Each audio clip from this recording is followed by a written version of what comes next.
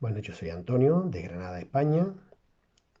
Soy comedor compulsivo y mi fecha de abstinencia sigue siendo el 19 de abril del 2019, por la gracia de mi poder superior, y espero que por muchos años. Con mi compañera Priscila y el poder superior queremos presentar la junta de compañerismo de hoy. Las compañeras Lu, María de Cádiz y Fernanda M nos van a compartir su experiencia. Lu nos va a hablar de los pasos 1, 2, 3, María del cuarto al noveno y Fernanda del 10, 11 y 12. Por el orden indicado, la compañera Lu hablará de su experiencia con los pasos 1, 2 y 3. Adelante, Lu, te escuchamos.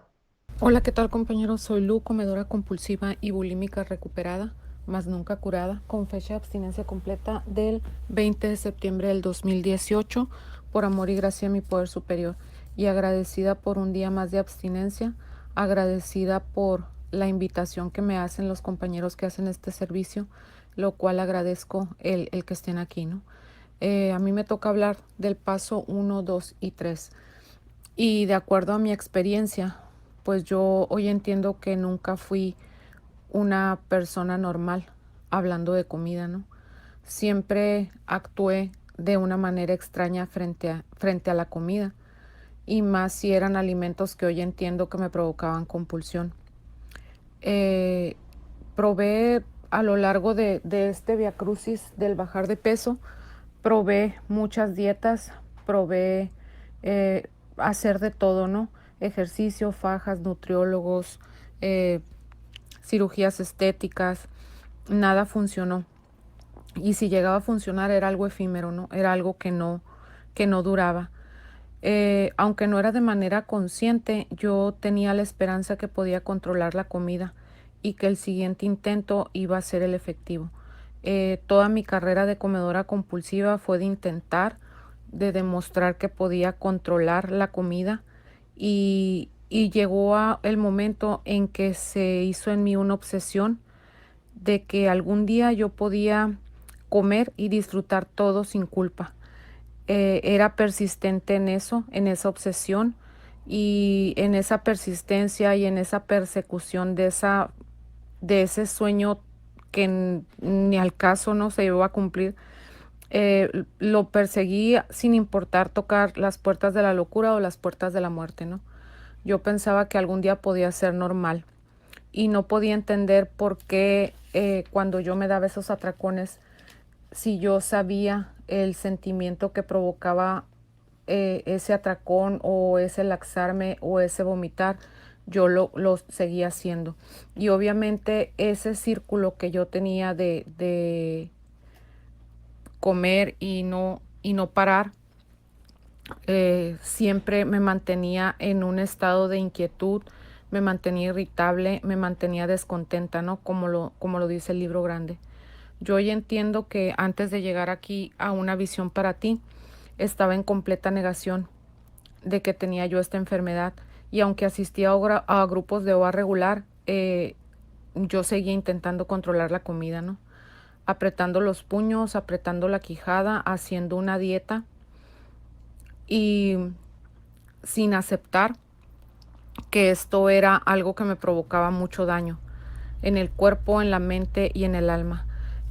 Cuando yo llegué aquí a una visión para ti, lo primero que entendí fue la naturaleza exacta de mi enfermedad, que mi enfermedad se compone de una alergia física y de una obsesión mental. Y aquí me dieron la solución. La solución me dice que es me dijeron que era la abstinencia completa, que mi mente no es normal, que mi cuerpo no es normal, y que esos alimentos que eran alcohol para mí me llevaban a la locura. Entonces aquí en este punto no tuve otra opción más que derrotarme, porque yo no puedo con ellos, con esos alimentos, no pude, no puedo, ni podré. Cuando leí la opinión del médico con mi padrino en aquella ocasión, en el 2018, septiembre, octubre, por ahí, por esas fechas, me di cuenta que estaba en el punto donde tenía dos opciones: o seguir comiendo y morirme gorda y desolada, o aceptar la ayuda espiritual que me daban aquí en Una Visión para Ti. Y hablar de derrota en este punto implicaba buscar ese cambio psíquico que no es más que el cambio de la mente y del alma a través de la experiencia espiritual. Yo no podía entender cómo se me daba esa solución espiritual, porque yo pensaba que esa experiencia espiritual tenía que ser con bombos y platillos, ¿no? Y aquí me dijeron que la clave para llegar a ese despertar espiritual o a esa experiencia espiritual era solamente tener una mente abierta, tener honestidad y buena voluntad. Entonces, este primer paso para mí fue una derrota total ante la comida. Y me veía, como dice el libro grande, ¿no? Perdí las piernas y nunca me saldrán otras. En esa derrota entendí que contra la comida yo no tenía ni poder ni control, y que sería esos principios espirituales que mencionan en el libro grande, eso sería mi salvación. Y que ese poder superior, que siempre lo he concebido como Dios, era el único que me podía devolver la cordura, ¿no? Esa cordura y ese sano juicio que yo nunca había tenido frente a la comida, porque siempre era la que ganaba. Hoy entendí, en ese tiempo, que la derrota es lo mejor que pude haber hecho, guiada por la gente que tan amablemente me recibió, porque esa era la solución que yo andaba buscando, ¿no? En una parte del libro grande referente a esta situación, ¿no?, de la derrota con la comida, dice que cuando se trata de beber han perdido su capacidad para elegir. Yo perdí esa capacidad para elegir durante muchos años, y esa llamada fuerza de voluntad nunca existió, aunque yo pensaba que sí la tenía. En el libro dice que somos incapaces a veces de llegar con suficiente impacto a nuestra conciencia el recuerdo del sufrimiento y la humillación de hace apenas una semana o un mes. Estamos indefensos contra la primera copa. Y en esa derrota yo entendí esa debilidad ante ese primer bocado compulsivo, que hoy entiendo que siempre ese primer bocado compulsivo fue el que me llevó a las puertas de la locura, y que fácilmente a mí se me olvidaba lo que había sentido y lo que había vivido en un atracón anterior. Entonces hoy entiendo que esa derrota vino de alguien más grande que yo, que para mí es Dios, mi poder superior, que hizo por mí lo que yo nunca había podido haber hecho por mí misma. Al leer el primer paso, que dice que admitimos que éramos impotentes ante el alcohol, que nuestras vidas se habían vuelto ingobernables. Hoy entiendo que esa ingobernabilidad era lo que no me dejaba parar de comer, ¿no? Esa ingobernabilidad de mi parte, de creer que se tenía que hacer las cosas como yo decía, a la hora que yo decía y como yo creía que debían ser, era una rebeldía que me llevaba a comer compulsivamente. O sea, también la ingobernabilidad formaba parte de la comida, no nada más de mis comportamientos compulsivos, sino también de la comida. Y en este segundo paso que dice, llegamos a creer que un poder superior a nosotros mismos podría devolvernos el sano juicio, yo al llegar aquí entendí que no era el poder superior que yo necesitaba, no era el que me habían enseñado en mi casa, o no eran lo que me habían enseñado desde niña, ¿no? Yo durante muchos años pensé que Dios no tenía ni el tiempo ni las ganas de preocuparse por una gorda que sufría por comer, que había cosas más importantes en el mundo, como la guerra, como la gente muriéndose de hambre, que de eso sí tenía que ocuparse Dios, no de una gorda suplicante. Entonces, esa ingobernabilidad se iba precisamente a eso, ¿no? En decirle a Dios, esta parte déjamela a mí porque tú no eres nutriólogo, porque tú no sabes de comida, porque tú no has estado gordo, porque tú no sabes lo que yo he sufrido. Entonces, esos años en los que yo estuve, aunque estaba en la iglesia, aunque tenía una religión, yo seguía viendo a ese Dios castigador, a ese Dios ausente. Entonces, por lo mismo yo decía, Dios no tiene tiempo de ocuparse de mis cosas, ¿no? ¿Y cuáles eran mis cosas? Querer dormir y querer despertar al siguiente día como una muñeca delgadita. Obviamente, pues no, no se daba así y por no darse así, yo decía, pues no, no tiene caso pedirle a Dios. Él no tiene tiempo para eso. Ah, yo quería que las cosas se hicieran rápidas, ¿no? Yo quería que se hiciera mi voluntad en eso también y no comprendía la diferencia, aunque suene muy tonto, compañeros. No aceptaba más bien la diferencia entre mi voluntad y la voluntad de un poder superior. Entonces, ¿qué tuve que hacer o qué fue lo que hice, qué fue lo que me funcionó? Aunque yo creía en Dios, elaboré mi propio concepto de Dios. Yo necesitaba un Dios amoroso, un Dios misericordioso, un poder superior que estuviera presente en mi vida, que me entendiera, al que yo le pudiera hablar como le hablo a un amigo. Y recuerdo que en una ocasión una madrina me dijo, si ese es el que necesitas, haz de tu poder superior eso que necesitas. O sea, y empecé a cambiar ese concepto del poder superior, de pasar a ser un Dios castigador a un Dios amoroso y a un Dios misericordioso. Aquí me hablaban de un despertar espiritual y yo ya había leído esa parte del despertar espiritual de Bill y de otras experiencias de alcohólicos, de sus despertares espirituales y yo decía que yo no lo tenía porque no se daba de esa manera tan espectacular, tan tajante, ¿no? Yo quería que el poder superior me apareciera frente a mí o que se abriera el cielo y que me dijera, hija, todo va a estar bien, vas a adelgazar y vas a tener cuerpo de Barbie. O quería que se prendieran las luces, la zarza ardiendo. En mi caso no fue así y no era necesario que fuera así. Porque así como cada uno tenemos un concepto propio de poder superior, yo hoy entiendo que cada uno de nosotros tenemos un proceso diferente. Entonces, ¿qué fue lo que funcionó? ¿Qué fue lo que hice? Deseché mis viejas ideas de Dios y encontré un poder superior a mi medida, justo como lo necesitaba. Este paso a mí definitivamente me bajó de la nube, donde creía que yo controlaba todo, donde pensaba que mis ideas eran las mejores, donde se tenía que hacer mi voluntad. Y no, yo no soy quien controla. No es mi intelecto el que me tiene aquí el día de hoy, porque aunque creía en Dios, no creía en que Él podía ayudarme. Y empezar a trabajar este paso 2 me hizo darme cuenta y me llevó una encrucijada, ¿no? Así como lo hice en el primer paso. O te vas a seguir comiendo o te quedas a descubrir la nueva vida que el poder superior tiene para ti. Aquí me encontré en esa encrucijada de tener dos opciones de escoger. Dios es o no es. Y obviamente el saber que Dios es significaba ya no más hacer mi voluntad, ya no más querer controlar, eh, darme cuenta que ese poder superior que para mí es Dios, Él es el jefe, yo soy solamente su trabajadora y Él es el que manda, Él es el que dirige el espectáculo. Y llegó el momento en el que tuve que entender que ya no más hacer de mi poder superior a la comida, ya no más hacer de mi poder superior a las personas o a los objetos, incluso a mí misma.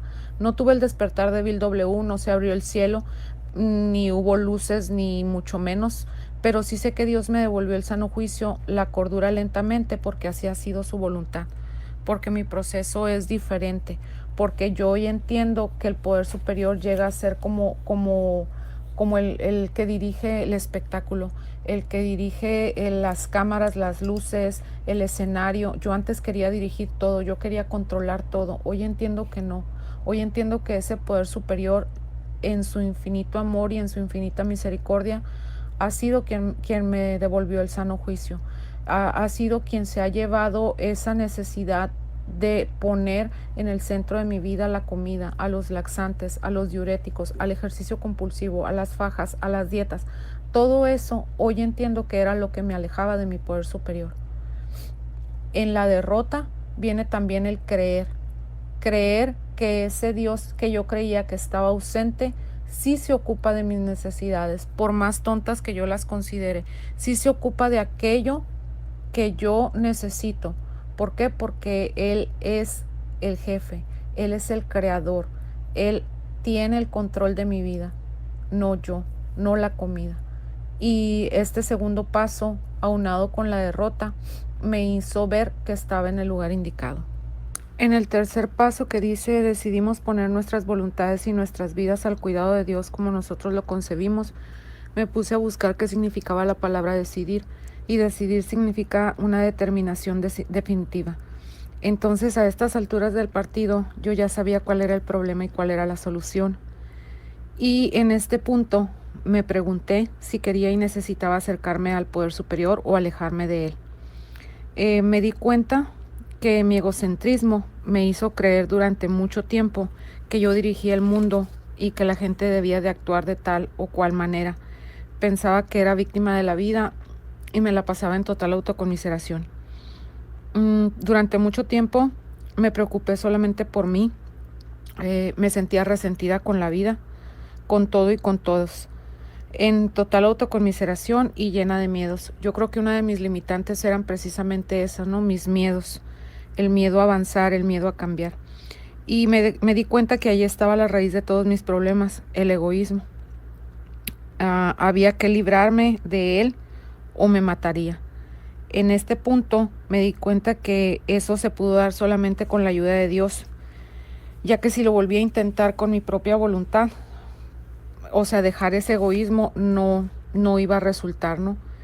Eso se dio paulatinamente, solamente con la ayuda de Dios.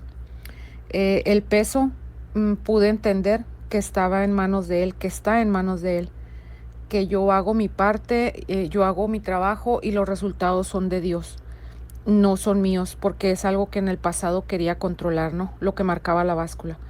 Yo no era Dios, no soy Dios, y durante años busqué el perfeccionismo en todo. Quería resolver la vida de toda la gente y nunca resultó. Nunca resultó porque precisamente yo no era Dios. Así que en esa determinación definitiva decidí que el poder superior podría arrancar todo de mí, y ya que Él es mi padre y yo su hija. Decidí dejar todo en sus manos, abandonarme en Él, dejar de jugar a ser Dios. Y sin darme cuenta, las promesas del programa se empezaron a cumplir en mi vida.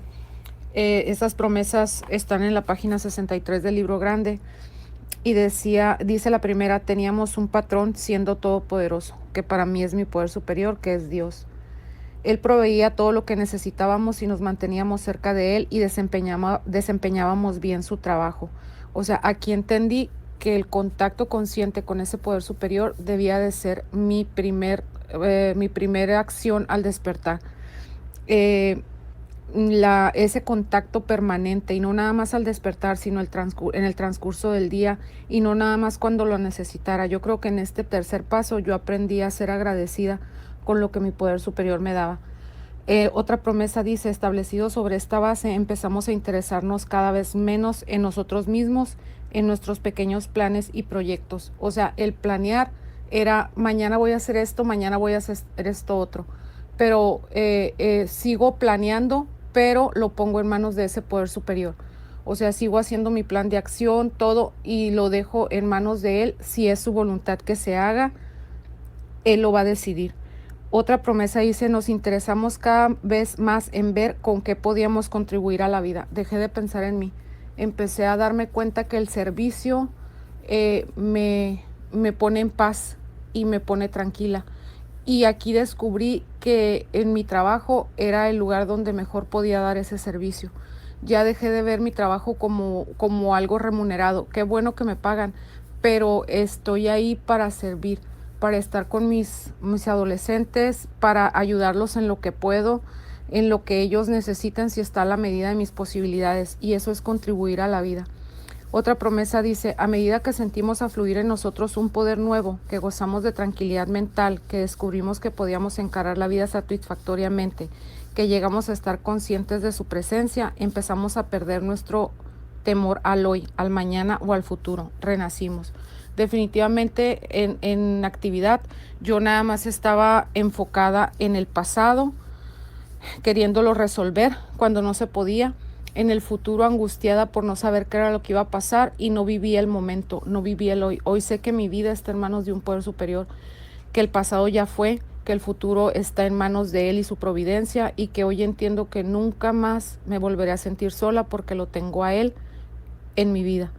Y eso me lo dio estar aquí en este maravilloso programa, y agradezco que me hayan escuchado. Un abrazo, compañeros, y felices 24 horas. Muchas gracias, Luz, por compartir tu experiencia sobre los pasos 1, 2 y 3 y por esas maravillosas fotos. Ahora, siguiendo el orden establecido, pasamos a la compañera María, María de Cádiz, que nos va a hablar del cuarto al noveno. Hola, soy María, adicta a la comida, comedora compulsiva y abstinente desde el 21 de enero del 2019. Muchísimas gracias a las compañeras que hacen este servicio, gracias a Priscila por ofrecerme hacerlo esta semana y bueno, pues me encanta el paso, este proceso del paso cuarto al 9. Para mí, con el primer paso, que tiene también lo suyo, son la clave del programa. Yo puedo decir con tranquilidad que lo que yo tenía era 70 kilos de podredumbre, de 70 kilos de sobra que estaban llenos de enfado, llenos de acusaciones y llenos de resentimientos y de inconformismo con lo que era el mundo y pasaba. Entonces, cuando me toca hacer el paso cuarto, yo llego muy ansiosa, llego muy preocupada y llego recabando muchas opiniones sobre cómo lo había hecho la gente. Alguna gente me dijo que era exclusivamente hacer apuntar las cosas que te habían ofendido y todas las que tenías guardadas, y que tú no tenías que apuntar nada de lo tuyo. Yo leía el libro y a mí no me cuadraba, pero eso fue lo que se me dijo: tu responsabilidad sobre las ofensas que se te habían hecho a ti. Pero yo no lo veía. Y trabajé muchísimo dentro de mi vida cómoda y mi vida bonita, porque he tenido una vida mucho más fácil que la de mucha gente. Yo tenía una hoja de Excel, un documento en el ordenador con unos, no sé, 80 resentimientos o cuatro páginas de Excel diferentes, y cada una pues con 10, 20, 30, depende. Una barbaridad de resentimientos. Yo ya lo sabía, que iba a tener muchos, pero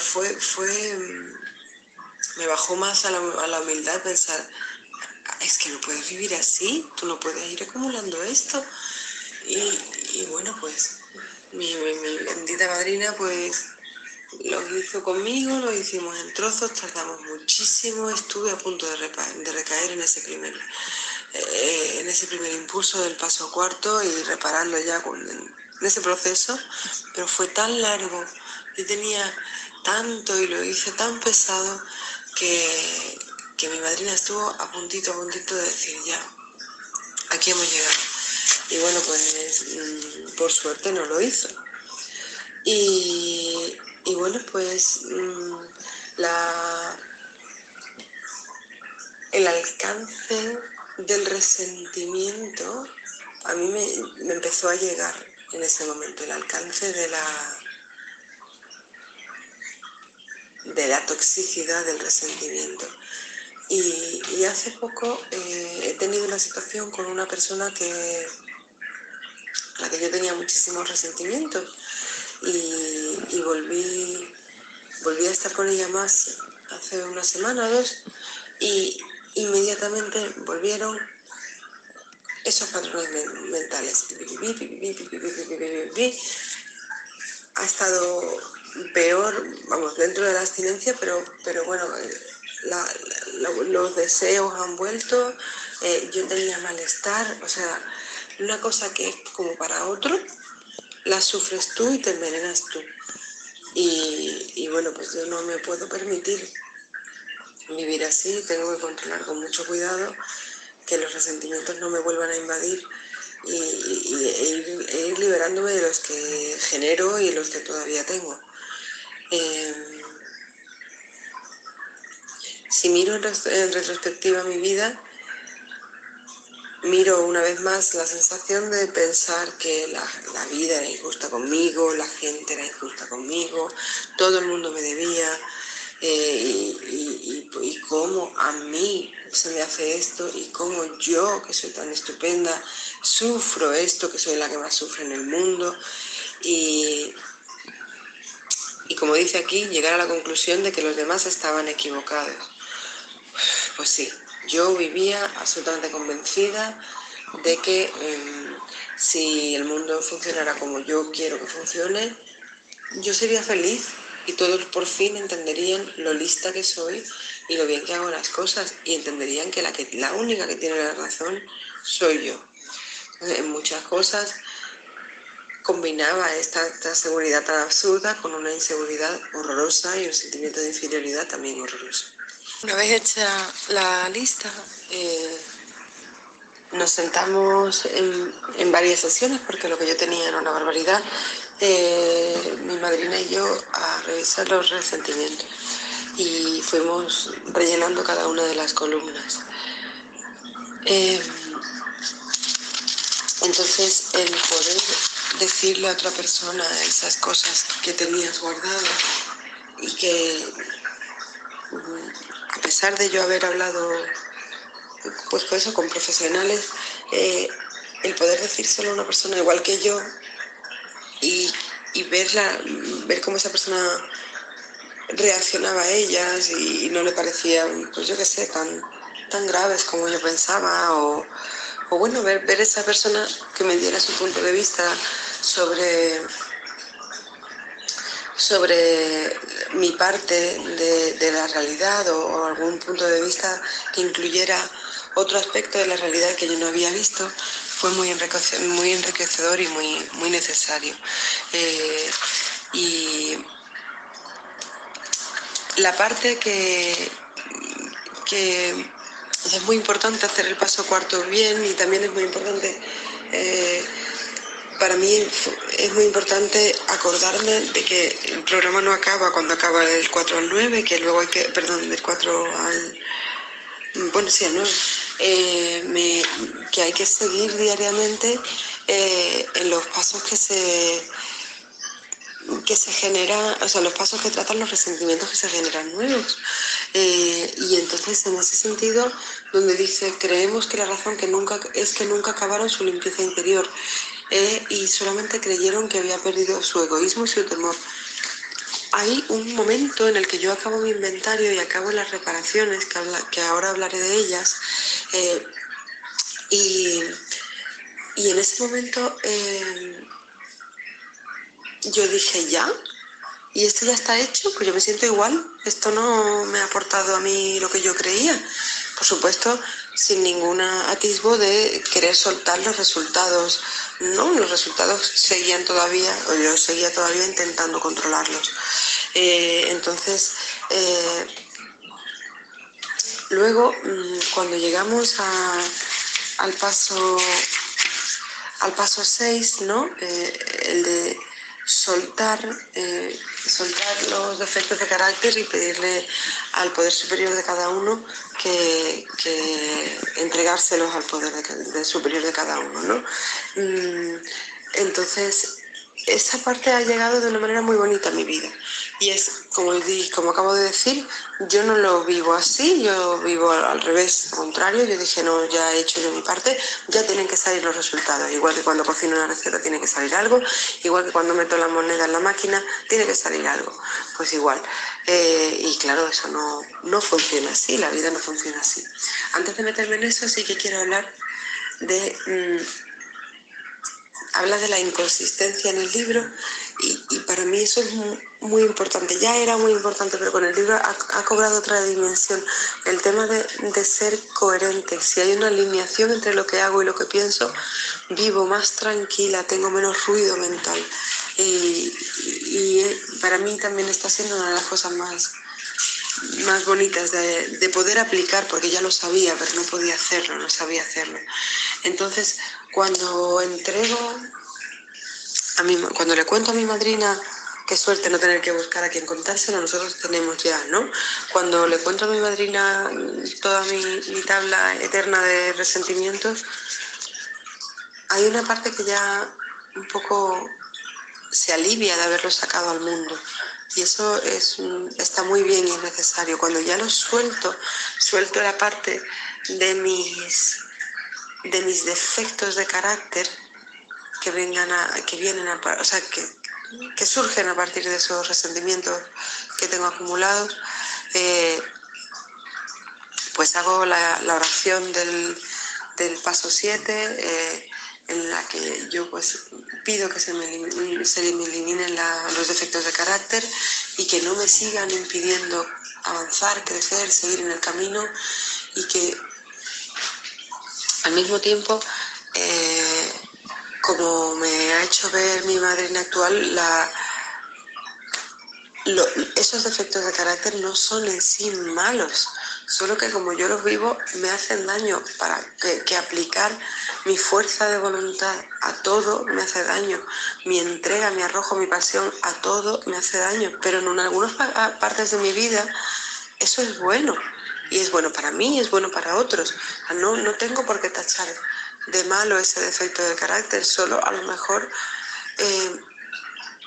algunos sí serán más nocivos y algunos serán nocivos o positivos, depende de la ocasión y del contexto. Entonces, también eso ha sido reconciliador. No es que yo sea defectuosa por sí y esos defectos sean las partes malas de mí.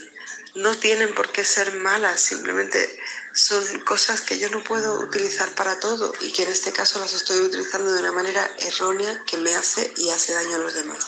Y esta parte, la parte de las reparaciones, es muy importante que lo que dice el libro, recordar que al principio estuvimos de acuerdo con que haríamos todo lo que fuese necesario para sobreponernos al alcohol, todo lo que fuese necesario, no lo que me apetezca, sino lo que fuese necesario. Tengo que ir a esas personas y reparar con ellas. Si puedo en persona y si no puedo, porque no puedo, porque la persona no está o porque es que yo no puedo, pues entonces hay que encontrar una manera que sea igualmente efectiva. Las medidas a medias no funcionan. Hay que hacerlo de corazón hasta que lleguemos al límite de lo que podemos nosotros. Y eso a mí en concreto me llevó a hablar con mi padre, que era con una persona con la que yo tenía el mayor resentimiento, o una gran lista de grandes resentimientos, y eso me llevó a una conversación pues muy larga, muy dura, y que yo no quería hacer y no me sentí bien en el momento que la hice. Pero sí comparto con vosotros, primero, que no la hice bien, porque en algún momento yo pasé a acusar las partes que él había hecho mal, y eso no era lo que yo tenía que haber hecho, no era lo que a mí no era mi parte de la calle. Yo tenía que hablar de lo que yo había hecho mal y reparar lo que yo había hecho mal, incluso cuando pensaba que a lo mejor el mayor daño lo había hecho él. Eso no me cura. Lo que me cura y lo que me ayuda es poder reparar mi parte, que es la que a mí me pudre. Lo que hacen los demás, si yo lo gestiono bien, queda ahí. Pero sí tengo que decir que en lo que yo creía que había sido una bala perdida, un intento fallido, se produjeron cambios interesantes y muy bonitos en la relación con él, y que es como si una olla a presión hubiera soltado esa presión en muchos sentidos de mi vida, no solo en este. Entonces, todo eso que me dolía, que yo tenía embotellado, ha bajado. Y el hacer la reparación hizo que también él entendiera algunas de mis posturas, y él viera, bueno, pues un nuevo nuevo punto de vista de mí, una nueva yo en algunos sentidos. Y eso ha hecho también que él cambie, que por supuesto que es su cambio, su perdón, eso no son los objetivos del programa. Él te puede perdonar, esa persona te puede perdonar o no, puede pasar página o no, eso da igual, no es la cuestión. En mi caso, la mayoría casi todas las valoraciones han sido muy positivas, y hay gente con la que no lo he hecho en persona por considerar que podría dañar a esa persona, y no... y bueno, pues lo he hecho de otra manera, y a mí me ha servido también en la relación con esas personas. Esto no es un cambio, no sé, de la noche a la mañana, mi vida es fantástica, no funciona así, pero es muy poderoso. Estos pasos, la verdad que a mí me han resultado muy efectivos, y donde un enfoque puramente racional funcionó, donde un enfoque puramente racional no funcionó, esto ha creado un cambio. Y dice también el libro, nuestro verdadero propósito es ponernos en condiciones para servir al máximo al poder superior y a los que nos rodean. La cuestión es esa, ¿no? Yo puedo hacer mi primer servicio, el servicio más importante que yo puedo hacer para mí, pero también para los demás, es estar abstinente. Si yo mantengo esa abstinencia, si yo vivo una vida coherente y honesta, es la mitad de la guerra ya tengo la mitad de la batalla ganada, porque no solo yo voy a vivir mejor, sino que la persona que me vea va a notar que yo vivo mejor, y lo notan, y va a querer, va a querer buscar la estabilidad con el peso que yo he logrado, y también la tranquilidad. Porque hace poco me lo decía una familiar que me veo 2 o 3 veces al año, es que te ríes más, te veo más feliz, sin que yo le dijera tampoco tanto. Así que es un cambio muy poderoso. Pues animo a todo el mundo a que esté a las puertas de estos pasos, haciéndolo, a que los haga con valentía, a que haga de verdad lo que sea necesario. Creo que si lo volviera a hacer, y me río porque es verdad que hemos tenido una manera un poco de volver a hacerla con esta madrina que tengo actual, y otra vez yo me quería quedar ahí mucho tiempo y encasquillada, y la madrina me ha sacado. Entonces, pues quizá no hay que tampoco recrearse en hacerlo perfecto, porque da igual que inventario haga perfecto, tu vida no la reparas a través de ese inventario. Pero bueno, yo os recomiendo que lo hagáis, o yo lo hice con toda la valentía que pude, y creo que es necesario hacer todo lo que sea necesario, como bien dice el programa, para poder ir limpiando nuestra casa y ahuyentando fantasmas, y descargándonos de culpas, de miedos, de pesares. Y la verdad que cuando yo limpié todo lo que les tenía guardados a todos, y estaba tan enfadada con el mundo y esas cosas, de repente me di cuenta de todo el daño que yo hago también. Y fue muy doloroso verme en esa luz, pero al mismo tiempo era necesario, y está siendo liberador, y es la única manera de cambiar. Yo me consideraba muy honesta conmigo misma, y teniendo muy claro quién yo era y tal, y he visto cosas nuevas, muchas cosas nuevas con el programa, así que nada, os deseo a todos ese mismo cambio, y a seguir todos trabajando, porque bueno, pues no está en la perfección, está en el progreso, y cada ladrillito, cada chinita, cada piedrita chiquitita que quitamos es progreso, y ahí crecemos, y en ese crecimiento ahuyentamos a la enfermedad, y en el momento que no hacemos esa limpieza diaria, una vez que esta esté hecha, vuelven las chinitas y vuelven las piedrecitas, que pueden ser obstáculos que nos hagan tropezar en el camino. Así que mucha fuerza a todo el mundo, un abrazo y muchísimas gracias por dejarme compartir.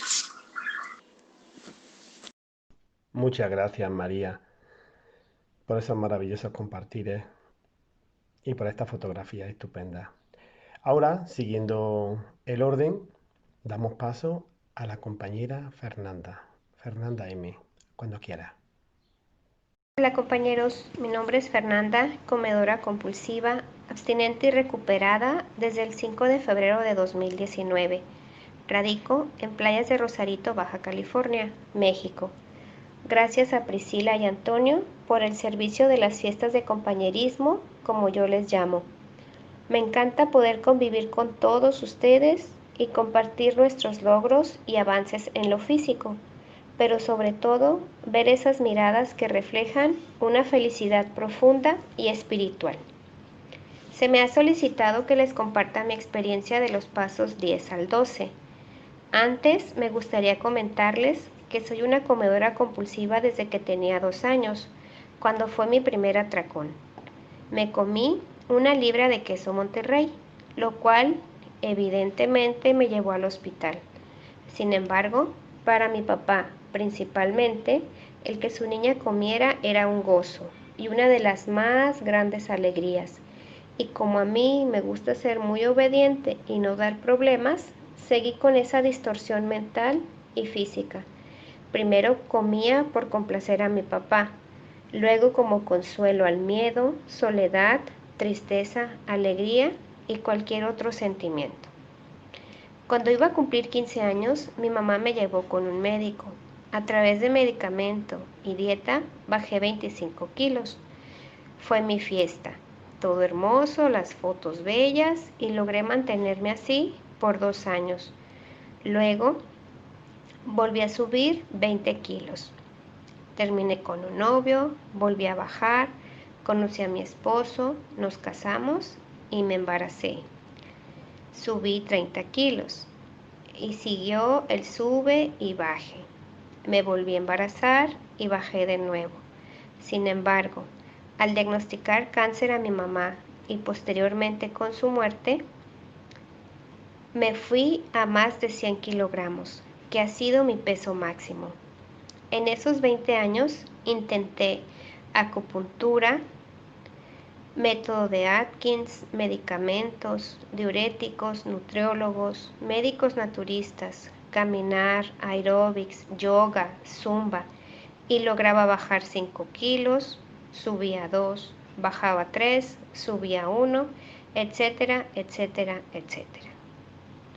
Gracias al inventario de mi prima y a su reparación, es que me enteré de que estaba muy activa en un grupo de OA. Y cuando llegó el 2019 yo me sentía fatal.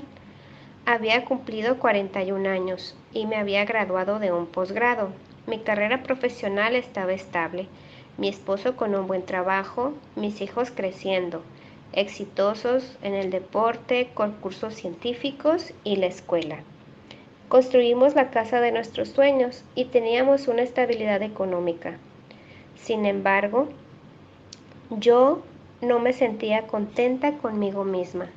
Mi esposo por años me presionó para que bajara de peso, con el tema de te vas a enfermar, ¿qué sucedería si te desmayas? Yo no podré bajarte en brazos, lo cual me hacía intentar algo diferente a escondidas, por vergüenza a que viera con decepción otro intento más fallido. Un día me dijo, no te preocupes, a mí me gustaría que estuvieras delgada, pero ya estoy resignado. Eso me dolió más que todos los años de miradas de desilusión. Así que me comuniqué con mi prima y le pedí el nombre del grupo al que había venido a pasar el mensaje. Me recomendó Una Visión para Ti. Bendito Dios, ingresé y he estado cada día aprendiendo más y en gratitud por poder desarrollar mi espiritualidad, servir y vivir en serenidad. Bien, inicio mi experiencia en relación al paso 10. Continuamos haciendo nuestro inventario personal y cuando nos equivocábamos lo admitíamos inmediatamente. Al hacer el inventario, los pasos 4 al 8, fue una hermosa limpieza de mi vida pasada. Sin embargo, la pérdida de mi peso ha sido muy lenta. Solo he bajado 18 kilos en 17 meses. Este fue uno de los resentimientos que se me generó al estar en el paso 10. Lo trabajé con mi madrina y en mi grupo de pasos 10, 11 y 12. Y ahí comprendí lo que a muchas de mis compañeras les había escuchado. Lo más importante del programa no es bajar de peso, sino la serenidad, la paz mental y el desarrollo de nuestra espiritualidad. Una compañera me dijo, la reparación con nuestro cuerpo es de por vida, y fue algo que he aprendido. Me dolió mucho reconocer que mi cuerpo ha sido maltratado por mi forma compulsiva de comer, subir y bajar de peso.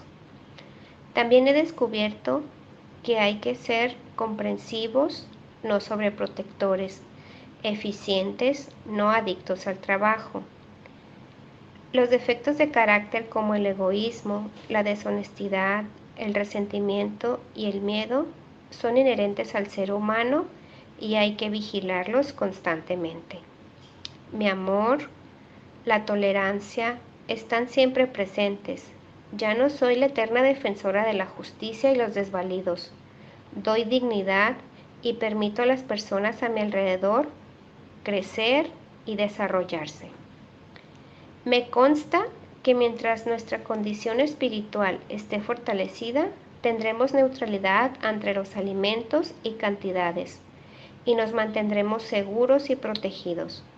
No estoy curada, solo tengo una suspensión diaria de 24 horas. La fuerza de voluntad no me ha servido. En este tema, el servicio sí. Y la mejor forma para usar nuestra buena voluntad, una y mil veces.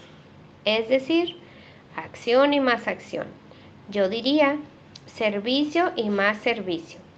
Al llegar a este paso y a través del estudio, hice consciente la importancia de cada vez que sucediera algo que no me gustara, debería de estar atenta, admitir mi parte y reparar si era posible en ese momento. Paso 11. Buscamos, a través de la oración y la meditación, mejorar nuestro contacto consciente con Dios, como nosotros lo concebimos, pidiéndole solamente que nos dejase conocer su voluntad para con nosotros y nos diese la fortaleza para cumplirla. El libro menciona que por la noche debemos hacer un pequeño examen de conciencia. Una vez escuché en la cadena que nos decían, meditación, para una comedora compulsiva como yo es muy difícil. Se podría meditar entonces con solo escuchar la cadena, de media hora a 2 horas diarias. Puedes contarla como tu meditación y así reflexionar sobre lo que escuchas. Así lo he realizado. Por ahora, camino en las mañanas, descargo los audios y así en orden como están, el poder superior está hablándome a través de los compañeros. A veces he llorado, he reído, otras me rebelo o me enojo, pero se está moviendo mi conciencia y mostrándome lo que debo trabajar. Me he mantenido en comunicación constante con mi poder superior.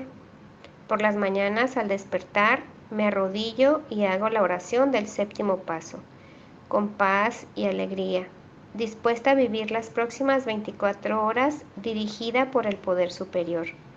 Antes, esa voz interna la dirigía mi hambre desmedida, mis defectos de carácter y mi enfermedad. Ahora la tiene Dios y Él me muestra el camino a seguir. Pido por los otros y humildemente pienso, hágase tu voluntad, las veces que sean necesarias en el día.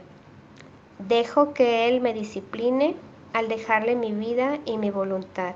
Y como dice el texto, funciona, realmente funciona. Paso 12. Habiendo obtenido un despertar espiritual, como resultado de estos pasos, tratamos de llevar este mensaje a otros alcohólicos y de practicar estos principios en todos nuestros asuntos. Llevar este mensaje a otros comedores compulsivos.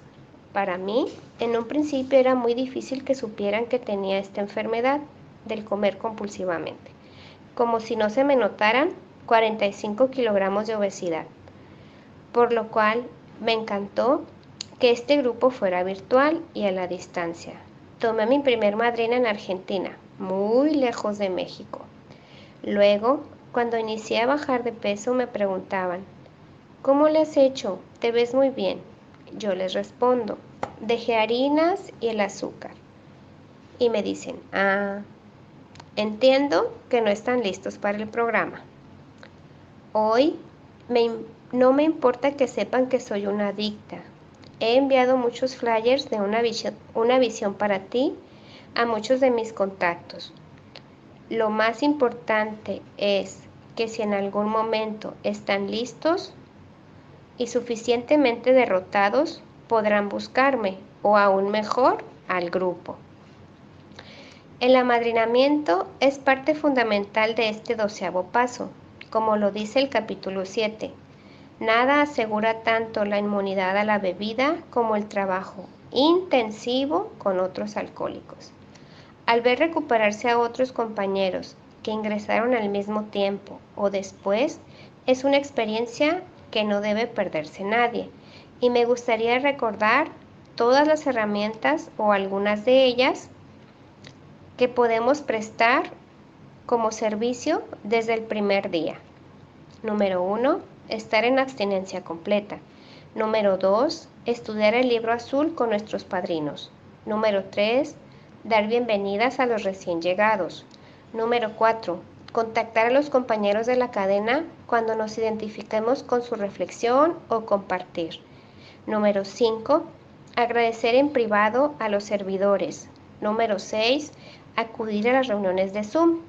Número 7, estar disponibles para madrinar o apadrinar cuando se nos sea indicado por nuestras propias madrinas. 8, pasar el mensaje al comedor compulsivo que aún sufre, como lo dicta nuestra quinta tradición. 9, al seguir trabajando el programa y acumulando meses de abstinencia completa, esas opciones de servicio cada vez son mayores. Y con lo anteriormente descrito, aseguramos nuestra recuperación por otras 24 horas. Recordemos lo que dice el libro azul. Ser útiles es nuestro único propósito. Ayudar a otros es la base fundamental de nuestra propia recuperación y nos brinda la oportunidad de ser buenos samaritanos todos los días. Estos 17 meses de abstinencia completa han sido un descubrimiento y reconocimiento de mis sentimientos y emociones.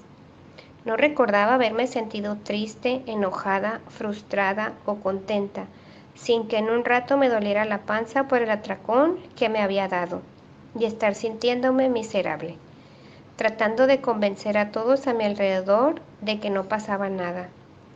Yo era la más comprensiva, graciosa, cariñosa para los demás, pero internamente me sentía desdichada, decepcionada y desesperada. Por hoy, trato de ser yo misma, poner límites y no entrar en controversias. Ayudo, trabajo, amo, existo y vivo mis roles de esposa, madre, hija, hermana, amiga, maestra, vecina, etc. Medido y pesado. Hay cosas que me corresponden y otras que no. No me frustro con tanta facilidad. Me divierto sin ser eufórica o exagerada. Me alegro de corazón de las cosas buenas. Acepto críticas y también el reconocimiento a lo que hago bien. Ya no hago películas mentales, donde yo era la heroína y la más amada o la miserable y más sufrida. Para terminar, quiero agradecer a mis madrinas por su acompañar en este proceso, a mis ahijados por su paciencia, responsabilidad y compromiso con su abstinencia completa, todos los custodios y servidores que siempre están pensando cómo hacer mejor las cosas para poder seguir pasando el mensaje y ayudando al que aún sufre. También me gustaría leer las promesas del programa. vamos a conocer una libertad y una felicidad nuevas. De pronto, comprendemos que Dios está haciendo por nosotros lo que por nosotros mismos no podíamos hacer. Ya no son promesas, ahora son una hermosa realidad, que día a día se presentan con mayor intensidad. La vida sigue, las dificultades llegan, y yo he entendido que no es por mí, sino que es así, la vida. Y yo solo tengo que fluir con ella, nutriendo mi vida espiritual y dejando que el poder superior se haga cargo. Si tú eres nuevo y estás escuchándonos, ven, entra a la cadena de Telegram, busca una madrina o un padrino recuperado y verás que lo mejor está por venir. Ya solos nunca más, a menos que así lo decidas. Felices 24 horas. Los quiero, compañeros de Una Visión para Ti.